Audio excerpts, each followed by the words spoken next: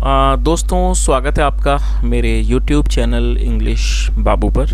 और आज मैं फिर हाजिर हूँ आपके साथ एक नई स्टोरी लेकर। और दोस्तों, आज जो स्टोरी मैं आपके लिए लेकर आया हूँ ये एक शॉर्ट मॉरल स्टोरी है। बहुत ही प्यारी, बहुत ही अच्छा एक मैसेज देने वाली कहानी है। सुनकर आपको बहुत मज़ा आएगा। उसके अलावा आज की इस छोटी सी स्टोरी में आपको कुछ नए इंग्लिश के वर्ड मीनिंग सीखने को मिलेंगे, उनकी करेक्ट प्रोनाउंसिएशन के बारे में पता चलेगा।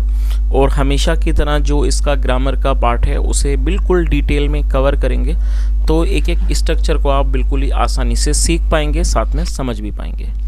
तो चलिए दोस्तों, आज के इस वीडियो को हम शुरू करते हैं। और सबसे पहले कहानी का टाइटल देखते हैं। कहानी का टाइटल है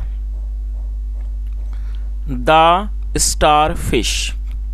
दोस्तों, स्टार फिश एक मछली का नाम होता है जिसे तारा मछली या फिर तारीमन भी कहा जाता है। और ये जो मछली है वो थोड़ा तारे की तरह, तारे की आकृति की होती है, और यही रीज़न है इसको तारा मछली कहा जाता है, या फिर इसे इंग्लिश में स्टार फिश कहा जाता है। तो आज की इस कहानी का टाइटल है स्टार फिश, मतलब कि तारा मछली। तो दोस्तों, ये आज की इस कहानी का टाइटल है, शीर्षक है। अब मैं इसे पढ़ना शुरू करता हूँ। आप लोगों से रिक्वेस्ट है, कहानी को बिल्कुल ध्यान से सुने।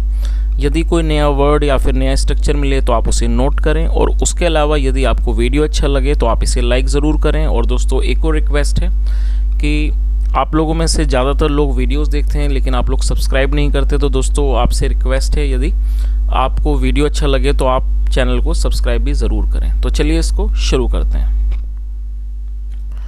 Once Uncle Sharma was taking a walk on the beach। क्या मतलब हुआ दोस्तों? ये जो वाक्य है ये पास्ट कॉन्टिन्यूअस का वाक्य है। पास्ट कॉन्टिन्यूअस का मतलब होता है जहां हम ये दर्शाते हैं पास्ट में कोई क्रिया चल रही थी, हो रही थी। इस तरह के वाक्यों को पास्ट कॉन्टिन्यूअस का वाक्य कहा जाता है। और जब हम पास्ट कॉन्टिन्यूअस में कोई भी वाक्य बनाते हैं तो वहाँ पर वॉज या वर्ब का प्रयोग हेल्पिंग वर्ब के रूप में किया जाता है, साथ में वर्ब की फोर्थ फॉर्म लगाई जाती है।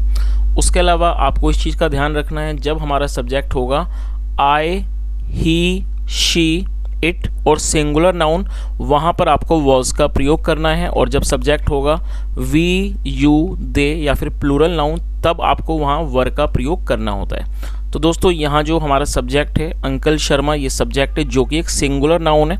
और रूल के अकॉर्डिंगली सिंगुलर नाउन के साथ वॉज का प्रयोग किया गया, साथ में फोर्थ फॉर्म लगाई गई है। वॉक का मतलब होता है टहलना, सैर वगैरह। तो इस और बीच होता है, बीच का मतलब होता है समुद्र का किनारा। तो इस पूरी लाइन का क्या अर्थ हुआ? वंस एक बार uncle Sharma was taking a walk on the beach, मतलब एक बार अंकल शर्मा बीच पर, मतलब कि समुद्र के किनारे पर टहल रहे थे। The sun was shining and it was a beautiful day. The sun was shining. दोस्तों, ये जो वाक्य है ये भी पास्ट कॉन्टिन्यूअस का वाक्य है। जैसा मैंने आपको बताया, जब सिंगुलर सब्जेक्ट होगा तो वहाँ वॉज का यूज़ किया जाता है, साथ में फोर्थ फॉर्म। शाइन का अर्थ होता है चमकना, और ये फोर्थ फॉर्म है shining. The sun was shining मतलब सूरज चमक रहा था, and it was a beautiful day. और दोस्तों, ये जो वाक्य है ये सिंपल पास्ट का वाक्य है। सिंपल पास्ट का मतलब होता है जब हम पास्ट में कोई ऐसा वाक्य बनाते हैं जहां वॉज या वर्ब का प्रयोग हेल्पिंग वर्ब के रूप में किया जाता है, साथ में नाउन या एडजेक्टिव को लेकर वाक्य बनाते हैं। और इस तरह के जो वाक्य होते हैं वहाँ पर कभी भी किसी भी वर्ब का प्रयोग नहीं किया जाता है, और इन्हें इसी कारण नो एक्शन सेंटेंस भी कहा जाता है। तो क्या अर्थ हुआ? It was a beautiful day, ये एक सुंदर दिन था। तो इस पूरी लाइन का क्या अर्थ हुआ? The sun was shining and it was a beautiful day, मतलब सूरज चमक रहा था और ये एक सुंदर दिन था। Off in the distance he could see Rahul going back and forth between the surf's edge and the beach. क्या मतलब हुआ? Off in the distance. Off in the distance मतलब कि, और दोस्तों डिस्टेंस का मतलब था दूरी। ऑफ इन द डिस्टेंस मतलब कि दूरी से, एक दूरी से। ही कुड सी राहुल, वो राहुल को देख सकते थे। गोइंग बैक वापस जाते हुए, मतलब पीछे जाते हुए, एंड फोर्थ और आगे जाते हुए। Between the surf's edge and the beach, between मतलब के बीच, between the surf's edge and the beach मतलब कि जो तट का जो किनारा था और जो बीच मतलब समुद्र का के बीच में आते जाते, मतलब उनको आगे और पीछे जाते वो राहुल को देख सकते थे। चलिए आगे देखिए। एज अंकल शर्मा अप्रोच्ड, दोस्तों अप्रोच एक वर्ब है जिसका मतलब होता है किसी के पास जाना, और सेकंड फॉर्म है अप्रोच्ड, और ये पास्ट इंडेफिनिट का अफर्मेटिव वाक्य है जहाँ सेकंड फॉर्म का यूज़ किया जाता है। एज अंकल शर्मा अप्रोच मतलब जैसे कि जो अंकल शर्मा थे वो आगे बढ़े। ही कुड सी वो देख सकते थे, दैट कि देयर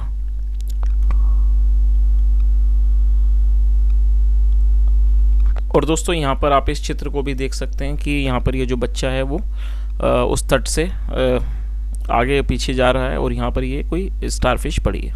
आगे देखिए,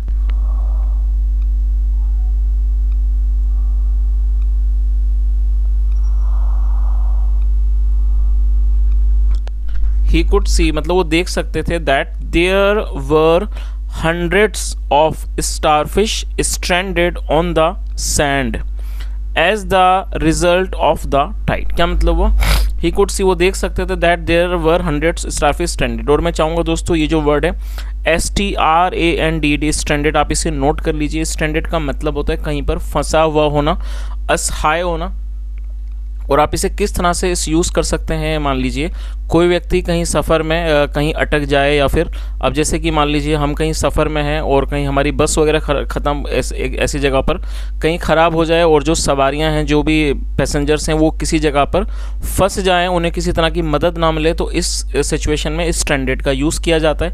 स्ट्रैंडेड का मतलब होता है फंसे हुए होना या कहीं पर असहाय स्थिति में होना। तो आप इसे नोट कर लीजिए। तो इस पूरी लाइन का क्या अर्थ हुआ कि जैसे जो अंकल शर्मा थे वो आगे बढ़े, वो देख सकते थे that there were hundreds of starfish stranded, कि वहाँ पर सैकड़ों जो स्टारफिश थी वो पड़ी हुई थी ऑन द सैंड रेत पर, as the result of the tide. Result मतलब परिणाम, और दोस्तों टाइड का मतलब है ज्वार भाटा, जो समुद्र में की जो लहरें उठती हैं जिसे ज्वार भाटा कहा जाता है, उसे ही इंग्लिश में टाइड कहा जाता है। तो क्या अर्थ हुआ कि ज्वार भाटा के मतलब ये कह सकते हैं जो ऊंची जो लहरें थी उसके परिणाम स्वरूप वो रेत पर पड़ी हुई थी। और कौन पड़े हुए थे? स्टारफिश मतलब कि तारा मछलियाँ। चलिए आगे देखिए।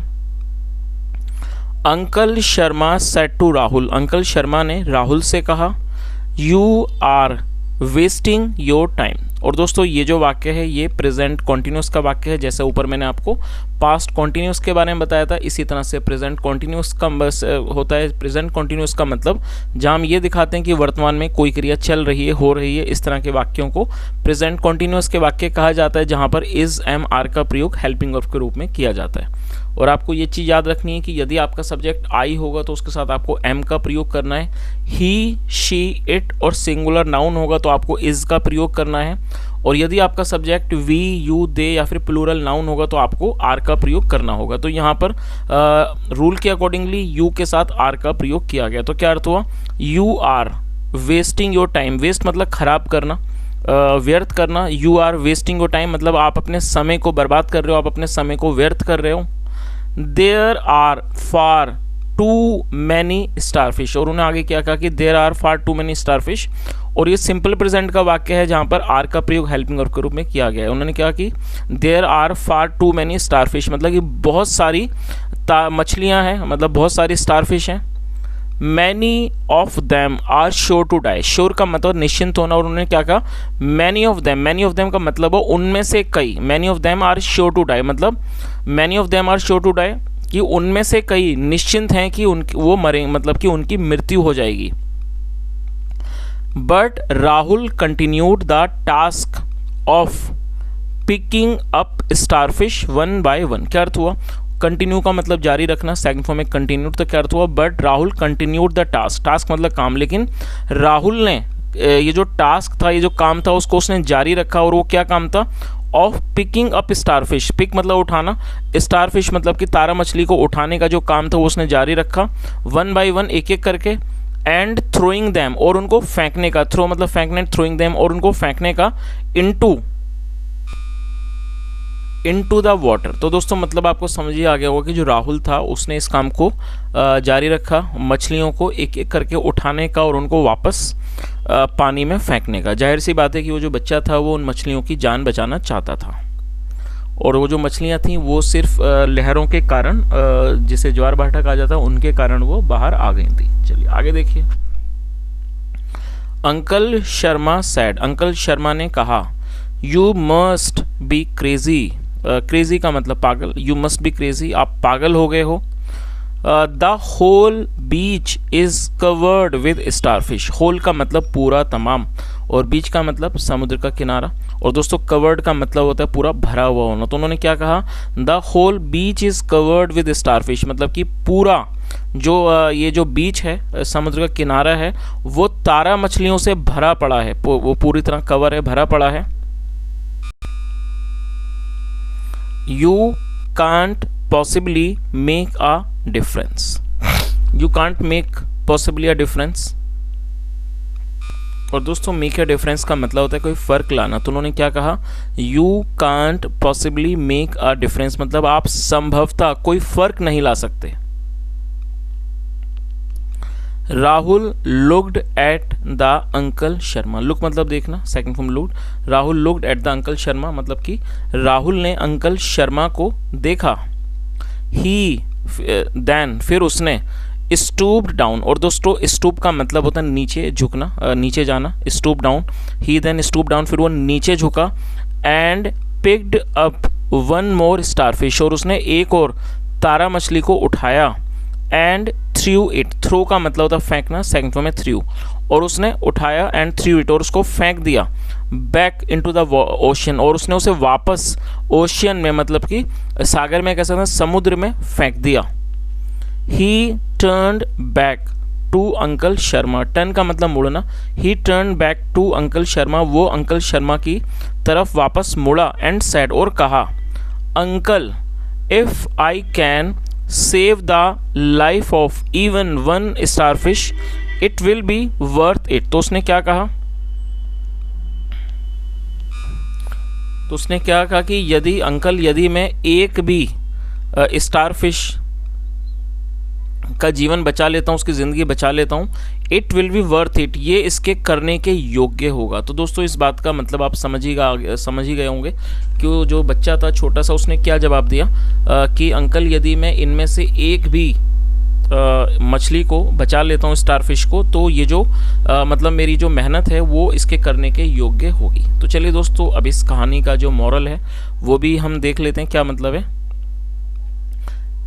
एवरी एफर्ट काउंट्स, क्या मतलब हुआ, एवरी एफर्ट काउंट्स, मतलब कि हर प्रयास मायने रखता है। तो दोस्तों ये जो मॉरल है वो अपने आप में ही बहुत एक अच्छी शिक्षा देने वाला या फिर जीवन में कुछ सिखाने वाला है, क्योंकि जो इसका जो मॉरल है एवरी एफर्ट काउंट्स, जिसका मैंने आपको मतलब बताया कि हर जो प्रयास है वो मायने रखता है, ये बिल्कुल वास्तव में एकदम ठीक बात है।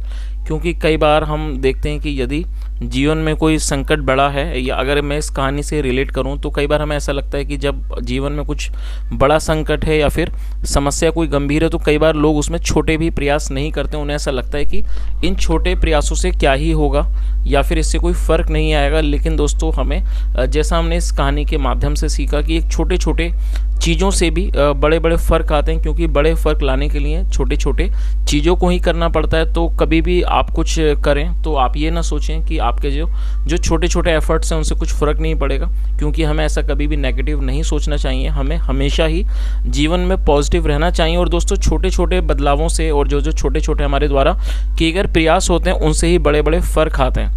तो दोस्तों जैसा आप लोग इंग्लिश सीखने इस चैनल पर आते हैं तो मेरी आपसे रिक्वेस्ट है, यदि आप जीवन में कुछ भी कर रहे हो, यदि आप कोई स्टूडेंट हो या फिर आप किसी भी तरह की